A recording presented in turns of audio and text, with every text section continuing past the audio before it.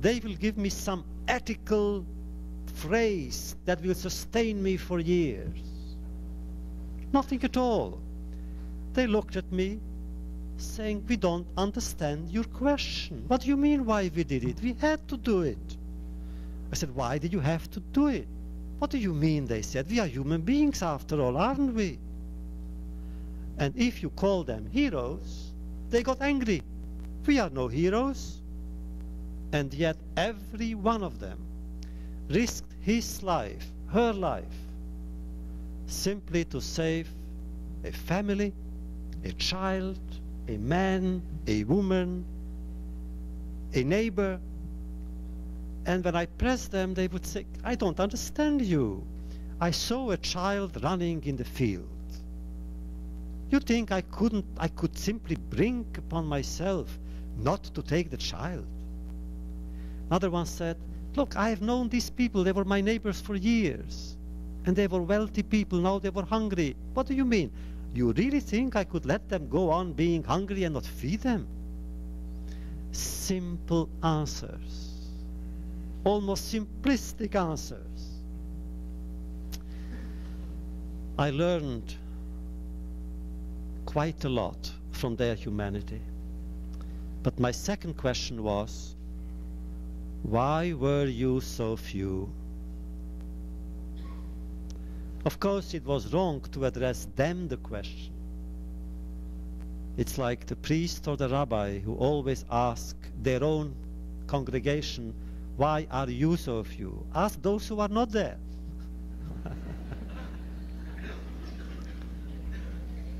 But they were there, and I thought they had the answer. They didn't have the answer. But they have the question as I do. Why were they so few? Now you, my friends, have been involved in the last few years to concentrate on a very special segment of that story. The German part, the confessed church and the resistance of Dietrich Bonhoeffer and some of his friends in Germany. They are heroes. No doubt about it. They are heroes. And the question is, why so few? We know now that it was possible to resist the machinery of death. We know now that it was possible to stop the angel of death, if not to save the entire city, at least to save one family. Why weren't more Jewish families saved? Hidden, harbored, protected? Why not? What was it about that regime that exerted such an oppressive terror that it paralyzed the moral fiber of people who otherwise might have been good citizens and members, honest, decent, honorable members of the human family? What paralyzed them and what made them into frightened spectators? Was it fear, physical fear? Probably. But what could have happened? After all, there are certain circumstances when one should risk one's freedom, when one should risk one's life. If not, one would not be worthy of being created in God's image. In those years and in those times, there was so much solitude in the Jewish community in Europe, and I use the word community in its widest and most fragile sense, that anyone who would come simply to show that he or she was present would be written down in our chronicles. I hope you know that no people in the world has in the long course of its history manifested its ability, its capacity its desire for gratitude as my people has. We believe in gratitude to a point that we exaggerate. The first prayer a Jew says in the morning is a prayer of gratitude. Thank you, God, for restoring my soul to me. Every prayer is a prayer of gratitude. I remember my grandfather had a farm. He was a Chassid, and I come from a Chassidic milieu. But he had a farm, and for me to go to him twice a year during Chol HaMoed, the intermediary days of the holidays, was an adventure and a special holiday. I loved my grandfather. And I would go there. And one morning, he showed me the life of a farmer. And he showed me the rooster.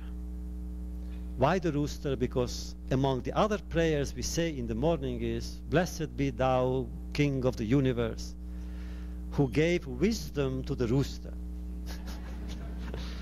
And my grandfather says, why this prayer to the rooster? He said, look how the rooster eats. So I looked at the way the rooster eats. The rooster takes something in his mouth and throws his head backwards. Now, a veterinarian will tell you why, because something is wrong or right in his throat, he has to swallow it like that. But my grandfather was not a veterinarian, he was a simple Chassid. He said, do you know why he does it? The rooster eats and then looks up to heaven to say, thank you, God.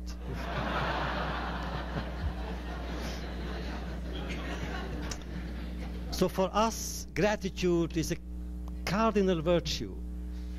Even personally, to me, a person, an individual, anyone, is defined or measured by his or her capacity for gratitude.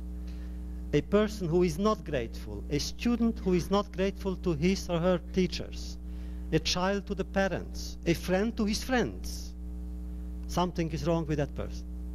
It is gratitude that makes us human. It is gratitude that teaches us the art of not only of giving but of receiving. And therefore to us, a person who smiled at us during those dark days was of special importance. And there weren't that many. Later on, in 1944, a young man left Sweden, Raoul Wallenberg, came to Budapest. And because he was there, and because he was such a special person of courage, integrity, and daring, he saved thousands of Jews. Suppose there had been more than one Raoul Wallenberg. And suppose he had come earlier. When he came to Budapest, there were no more Jewish people in the provinces. He came in June. And as you know, I hope you know it from your classes, from your readings, when Eichmann came to Hungary for his last operation, he shipped off 600,000 Jews in 6 weeks.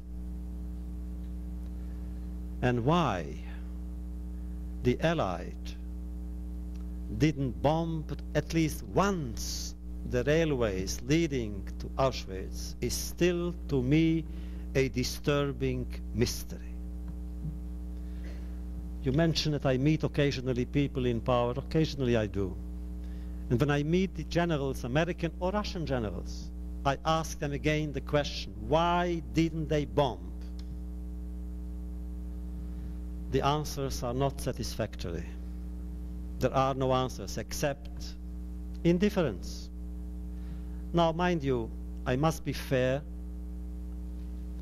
There was a war going on, and the United States and Great Britain and the Soviet Union were engaged in a cruel and bitter war against Germany, Italy, Japan.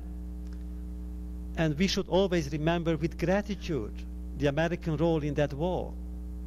There were tens of thousands of American young boys who gave their lives. You go to Normandy and you will see the cemetery of Arromanches, the cemetery after D-Day, when you see that, you have such a feeling of humility in the presence of those young men who have given their future, their visions of future, their prayers for the future, and their lives for the freedom of humanity. So you must always remember that. But parallelly, we must be honest and say that when it came to save Jews, almost nothing was done, and I don't know why. Why not? Wallenberg, for some time, was unknown. He had already done his deed. He had been in prison, in the Soviet prisons, but his name wasn't known until some 15 or 20 years ago, when some of us began pushing and pushing and pushing, trying to get to the bottom of the story. Why was he arrested? Where was he? Was he alive? Is he alive? That it became part of contemporary awareness to remember Wallenberg. And I was asking myself, why the desire to forget Wallenberg? Even on the part of the Swedish, although he belonged to a famous, wealthy Swedish banking family, the Wallenberg family. And he was a diplomat. He had a Swedish diplomatic passport when he was arrested. And the answer is, people were embarrassed by Wallenberg because they realized that it was possible to save people. It was possible to try at least, and not enough did. Mind you, I must be honest. I say this about the world. I have addressed these critical remarks and critical questions to the leadership of my own people, of the Jewish people. I have asked the question of the Jewish leaders. The Jewish leaders in the United States did not do what they should have done in those years. Why didn't they proclaim a hunger strike? Why didn't they bring 1 million people to the streets of Washington? They were not on the height of their mission. And if I say, therefore, I say it with pain, with profound pain. It didn't change the solitude of the victims. They were abandoned. They were abandoned to a point that it even hurt the world as such. You mentioned the Nobel Prize. Let me tell you what went through my mind during the ceremony. It's a very moving ceremony. It's true, after all. I am not that blasé, and I take things seriously. It was a serious moment. But I said to myself then, the world was guilty because 1 million children and more were killed. Who knows how many future Nobel laureates were among those children? One of them might have invented a cure for cancer. Another one might have invented a cure for AIDS. A third one might have written a poem that would have brought even closer Christians and Jews together. A fourth one might have invented a formula now, a political formula, to solve the tragic situation in the Middle East. What the world has done to itself, it will take generations for us to evaluate. But the fact is that the victims were abandoned. 2 weeks before D-Day, the transport of which I was a part arrived in Auschwitz. Now, 2 weeks before D-Day, the Russians were 20 miles away from my town. We could run away. We had 2 Germans. We had a ghetto of 15,000 Jews. 2 Germans, 2 German officers. One of them, Eichmann. Some 50 Hungarian gendarmes. The ghetto was open.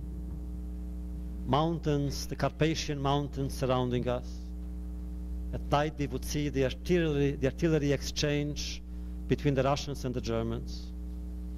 It was so easy to run away. But we didn't know the truth. Because nobody dared, nobody cared, nobody bothered to tell us the truth. And therefore, when we arrived and we saw the name Auschwitz, we didn't know what it meant. Whereas, go and check your own newspapers. Check your paper here in Lynchburg, and you will see that in 1943 it was known what was going on. Every paper in the United States already wrote about Auschwitz and Treblinka. Except we didn't know. Why didn't Roosevelt, in one of his fire chat broadcasts, say Hungarian Jews don't go because there is a place called Auschwitz? We would have believed him. There were messengers who came back occasionally. I described one who came back in my own town. But he was a Beatle. Who listens to Beatles? Especially a Beatle who comes back with such stories. There is much reason in that insane, cynical, cold plan to murder a people. It wasn't simply an impulse, it was a plan. And we could have known it, and we didn't. And therefore, normally, when we think of that period, there is much sadness in us. We think of the solitude of the victims. We think of the cruelty of the killers. And there is sadness. But then we remember the righteous Gentiles. And when we remember them, we smile. They have saved human decency. They have saved the honor of humanity. They were so few. They were not protected by an underground army.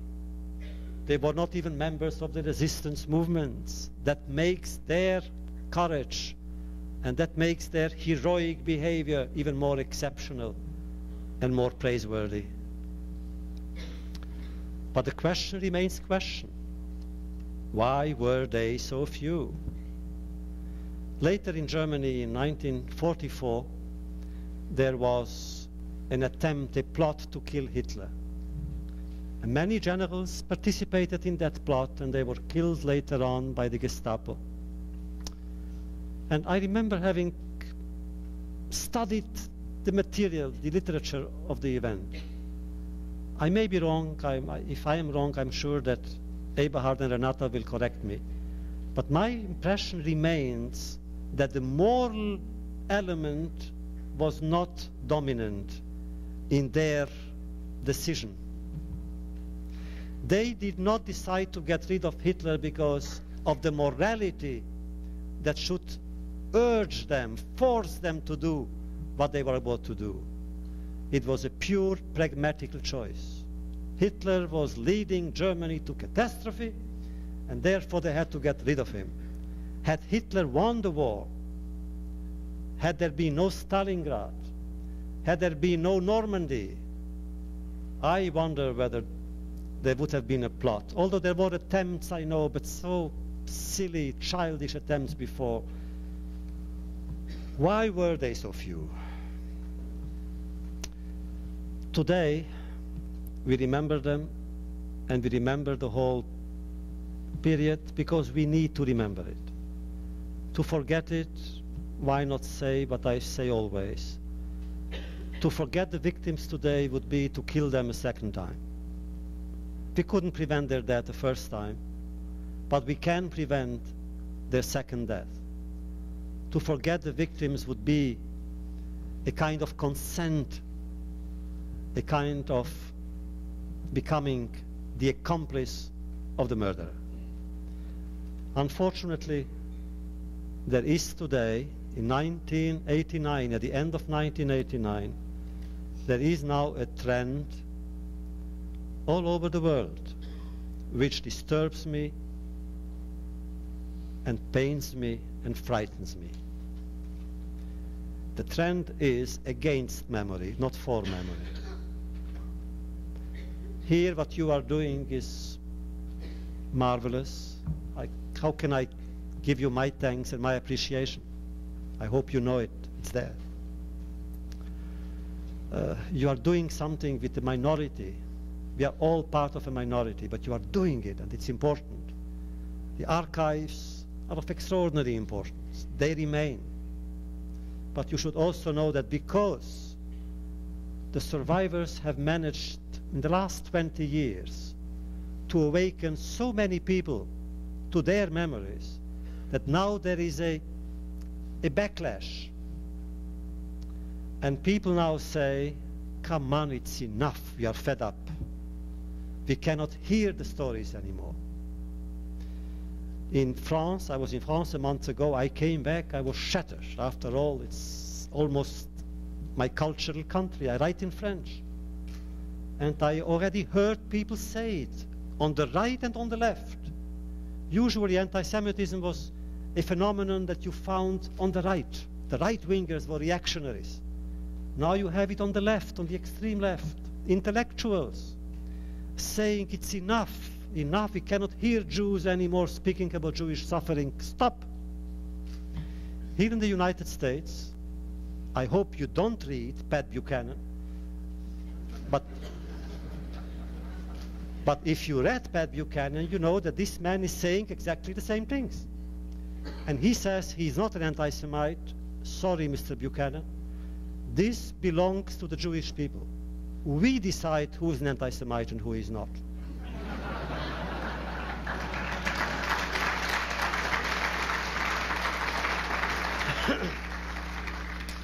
And when you hear him, when you read him, pure anti-Semitism. Now remember the other incidents. You mentioned the Bitburg. Do you remember the Bitburg affair? It was something of the most blatant scandals that I remember in America. Not only the fact that the president went, but what he said. The president then said publicly, he said, those who lie there, meaning the SS soldiers, are as much victims as those who died in concentration camps.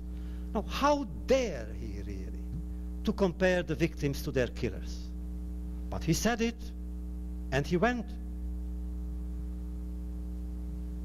Lately we had another incident which was silly, superfluous, unnecessary, the Carmel incident. Now, I am convinced, by the way, that the Carmelite nuns, when they went there in the beginning, they meant well. I'm really convinced. They believe in prayer, they went to pray, and in their mind it even made sense to go to pray on that place, yes. But my problem with them is the moment they realized that they hurt so many people, they should have left right away. Because what sense is it in sending prayers to God if the same prayer said at that place hurt other creatures made by God, other children of God? And their stubbornness hurt me. And as you know, this kind of incidents have their own dynamic. It escalated. Then Cardinal Maharsky reneged on his word. And then Cardinal Glemp, the primate of Poland, said again anti-Semitic words. You couldn't not interpret them except as anti-Semitism. What he said is the Jews control the media and the Jews want to hurt Poland. My good friends, if 50 years ago when there were 3 million Jews in Poland, a priest, not a cardinal, had said the same things, not at the cathedral of Częstochowa, but from the pulpit of any village church, you may be sure that right after the service, the people would have run to the Jewish quarter and staged the pogrom. What's happening in this world? To say it in Poland today? What for? a convent in Auschwitz. I don't want a synagogue in Auschwitz. There, whatever we do there should be to bring people together, not to set them apart. I don't want mosques, I don't want Catholic prayers, I don't want Protestant or Jewish. Silence is the place there. Because there was silence there when they all died. And now, the insensitivity to place that there, what for? Couldn't they go 10 steps away? And the fact that they are doing it not only in Auschwitz, they are doing it now, but I heard in on the site of every death camp, says something. Maybe there is a plan, the plan to de-Judaize the Jewish tragedy. If they succeed, if the tragedy is Judaized, de-Judaized, I think it will be a mark of shame that history will never erase. So I am disturbed by all that. And then I am disturbed, equally disturbed, by another phenomenon. The memory of that period has lately been trivialized, cheapened, commercialized to a degree that I find insulting. You see now, because the television people decided it's good business, probably. So you have now programs on television, which again, I find them shocking. Not only the distortions, not only the trivialization, the cheapness of these docudramas, but now, lately, they don't show you a picture of that period without showing you naked men and women being shot. Not really. That is a private affair. You don't turn death into an obscenity. You don't do that. Why the nakedness? Because it's fashionable now to show naked women or naked men. Why insult the victims by exposing their most private moment, the last moment? Now the idea that they hire extras and they pay them to undress and they pay them to play the role of the victims, really, their imagination would serve the purpose better than the visual effect itself. When you see all this together, I could give you so many examples. You understand why I am afraid. For I am convinced that if this memory will be forgotten, it will be a disaster, not only to the Jewish people, but to humanity at large. So many suppressed memories, so much suffering suppressed, so many deaths suppressed would come up one day with fury, and who knows what damage it will do. So what is the answer? I believe in memory. I believe that memory is the best weapon against hatred. For hatred distorts the truth, and memory retains it. I believe that memory is the essential element in civilization. I believe that without memory there would be no religious endeavor. There would be no possibility of reconciliation between groups, ethnic groups, religious communities.